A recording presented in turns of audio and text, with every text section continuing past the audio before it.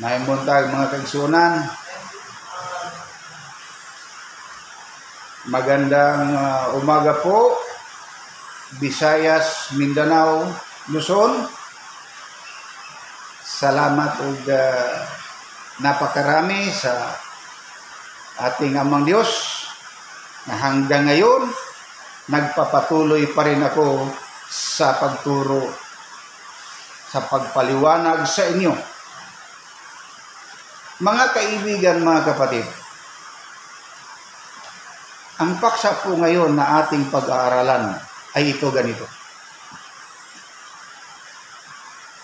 Karamihan sa atin na nakilala na nila kung sino itong si Valentino na siya ang author ng Valentine's Day. Kaibigan, kapatid, alam ba po ninyo kung ano ang ginawa ni Valentin doon sa Espanya? Ang ginawa niya, gusto niya sambahin ang turo na kambing.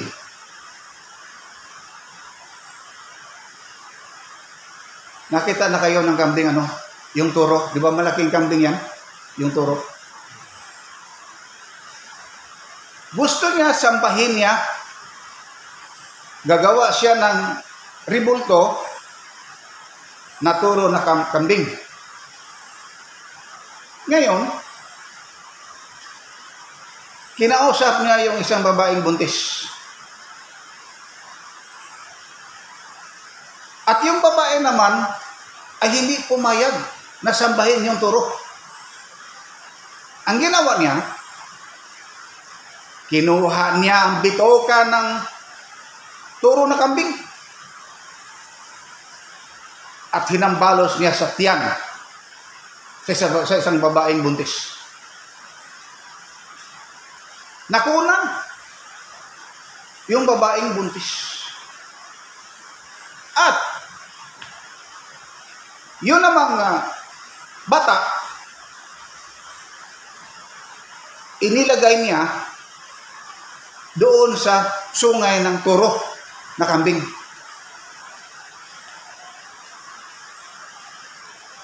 Siyempre, kinuha niya ng bituka yung kambing. Di ba? Patay na. Pinatayo niya, gumawa siya para makatayo yung kambing, yung turo. At yun ang mga ginagawa niya doon sa bansang Espanya.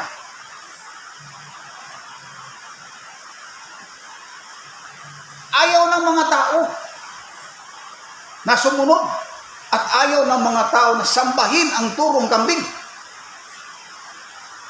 Marami ang nagproprotesta. Di ba narinig na natin, may mga tinatawag na protestantismo, mga tao nagprotesta. Di ba marami? Ang ginawa ni Valentin, pinapatay niya ang lahat na nagprotesta. Kasi gusto niya talagang sambahin yung turong kambing. Nakapangilabot, nakapanilig balahibo. Ano ang ginawa niya? Ngayon, patuloy tayo. Kapag makita niya at malaman niya na ikaw ay nagprotesta, puntahan niya yung bahay mo at patayin niya. Lahat kayo.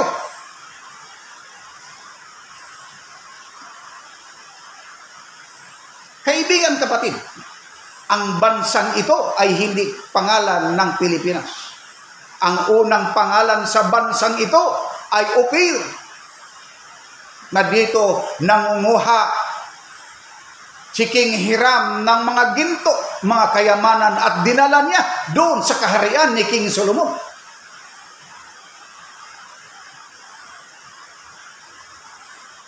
Ang sunod, nagdaan ang ilang siglo, ang ilang taon, pinapalitan nila ang pangalan na ito ay Maharlika.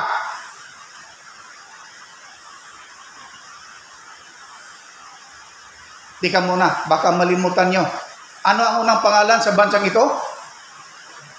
Upir. Ang pangalawa ay Maharlika. Bakit po ba tinawag ito Maharlika? Sapagkat ang Maharlikang bansang ito ay napakayaman. Marami dito ang mga ginto. Biro mo, dito nangunguha si King Hiram ng mga ginto. Nung pumasok dito si Valentin at yung si King Philip II, may mga tao nang nakatira dito. Ano ang ginawa ni King Philip? Gusto ni King Philip na sakupin niya ang Maharlikang bansang ito. Gusto niya tawagin sa kanyang pangalan. At ano ang ginawa ni Father Valentin? Kinuha niya yung yung espada ni King Solomon at ipinatong niya sa kanyang balikat. At sabi ni Valentin, mula ngayon ang bansang ito tatawagin sa iyong pangalan, Pilipinas. Kayong mga estudyante, napag-aralan na ba ninyo yan tungkol sa ganyan? Pakisagot nga. Itinuro na ba sa inyo? Mula noon, ang sinumang tao na nakatira dito na ayaw sumunod sa mga kautusan ni Valentin, pinupugutan niya ng ulo. Pinapatay niya. Katulad din sa ginawa niya doon sa bansang Espanya na ang lahat ng mga nagproprotesta sa kanya na hindi sila sumaayon, hindi sila sumasamba sa turo na kambing. Ganyan din ang ginawa ni Valentin dito nung pumasok na sila dito sa bansang ito. Ang lahat, kapag hindi ka marunong magkuros, magsanta kuros, pinapatay nila. Kung magbabasa kayo ng Philippine history, makikita ninyo yun at mababasa ninyo yan. Na marami silang buhay na mga pinapatay nila. Magkasama kasi yun si Valentin at saka yun si King Philip, magkasama sila. Di basta-basta, no? Biro mo, ang ginawa ni Valentin doon sa Espanya, ipasamba niya ang imahe na turo na kambing. Marami ang mga tao nagpuprotesta. Ayaw sumunod, ayaw sumamba. At anong ginawa niya? Pinapatay niya. Noong pumasok sila dito sa bansang ito, kapag hindi ka sumunod, hindi ka marunong mag-Santa Cruz, magkurus-kurusan, papatayin ka. Ang ginawa ng iba, takot kasi, sumunod na lang sila. Yun, mga kaibigan, mga kapatid, ang katotohanan. Kung sino ito, si Father Valentin, na siyang founder o utor ng Valentine's Day daw. Kuno, araw daw ng mga puso. ang araw na mga puso sa kanila noong una, noong doon pa sa bansang Espanya, may pinapatay sila na babae.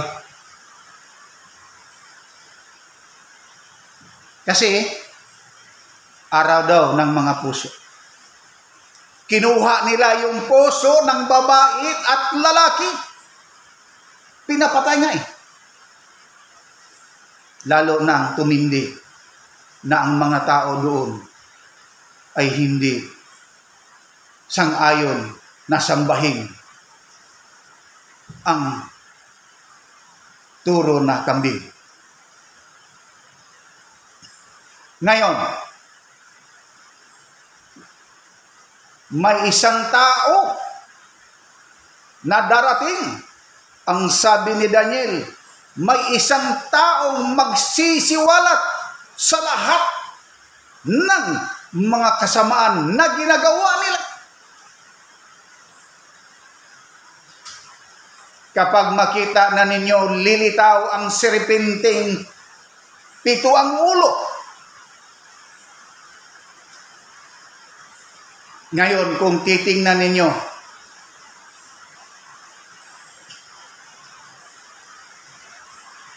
may serpente na giparid nila, isinikay nila sa karo. Nagparid sila. Serpente ha? 7 ang ulo. Iyon talaga ang sinabi ko sa inyo nung una pa, na darating at lilitaw yan.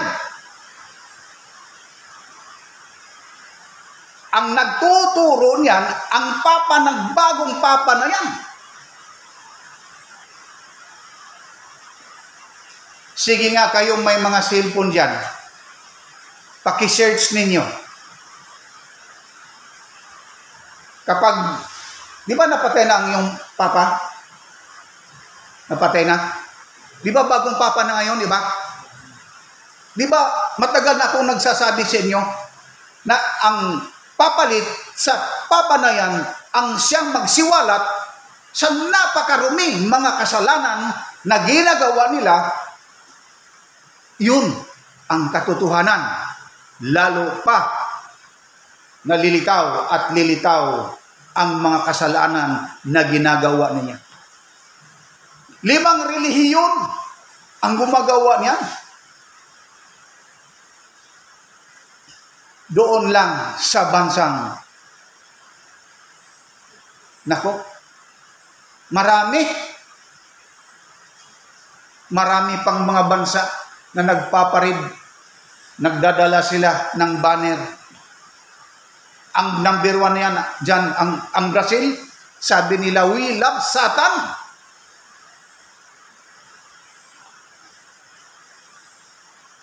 Mahal daw nila ang Satanas.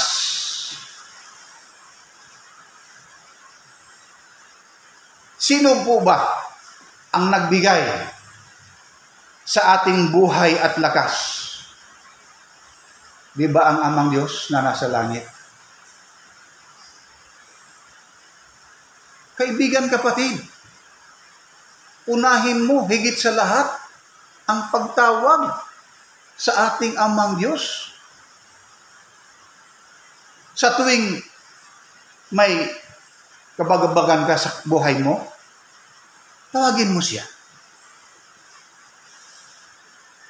Hingiin mo kung ano ang gusto mong hingin sa Kanya. Sa pamamagitan ng Panginoong Hesukristo na iisa niyang anak, ibibigay niya sa inyo iyan. Kumatok ka at ikaw'y pagbuksan. Hihingi ka kay ikaw ay pagbigyan. Hanapin mo at iyong masusumpungan, kaibigan, kapatid. Mahal po kayo, mahal po tayo ng ating Amang Diyos na nasa langit. Huwag kang padadaig sa mga lihim na dikta ni Satanas na siyang naghahari sa kaisipan ngayon ng tao.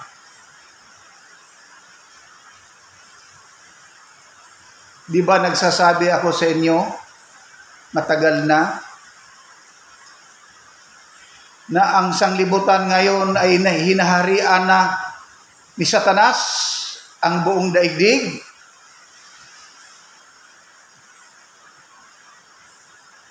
At ano ang sabi ni Daniel? Darating ang araw na may isang tao mahait na madala na may hait na mga ngipin daw samang hait sa isang itak.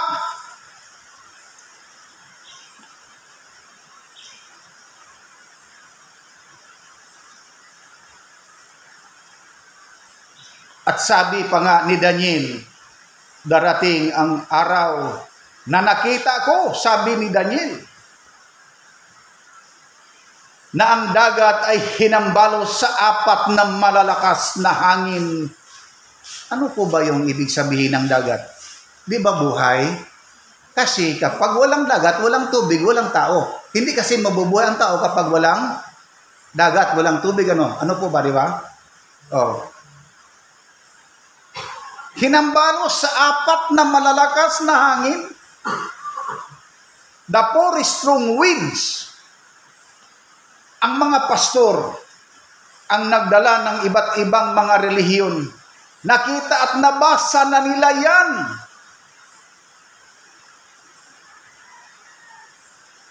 Daniel 5:6 na siyang wawasak. Darating ang 4 na malalakas na hangin na siyang wawasak sa buong daigdig.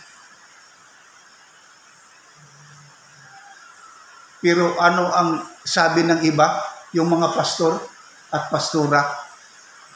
Hindi tayo maniwala niyan. Gina-ignore lang nila. Yung nga nakasulat sa Daniel 12:4, ini-ignore pa nila.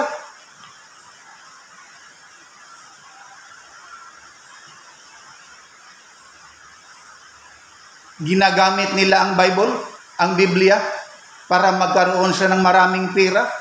Nagtatayo sila ng iba't ibang mga reliyon. Gusto nila, yung ang tama yung sinabi ni Habakuk. Kayong gumagawa ng iba't ibang relihiyon. Gusto ninyo aangkinin ang buong sanlibutan, ang buong daigdig, para lamang sa iyong sariling kagustuhan. Kayong lahat na magumagawa nito, sabi ni Habakuk, ay tiyak na ihahagis sa dagat-dagatang apoy.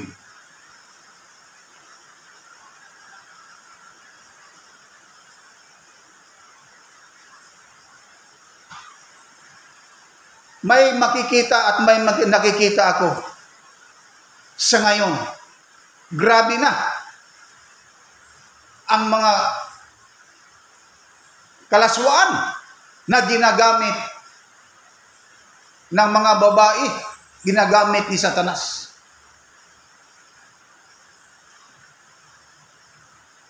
Doon sa bansang Amerika, nag-beach swimming sila, nakabra lang at nakatibak, parang hubot-hubad na. Pinakita nila ang buo nilang katawan. At makikita ninyo yan sa mundo ngayon ng social media, di ba marami, di ba?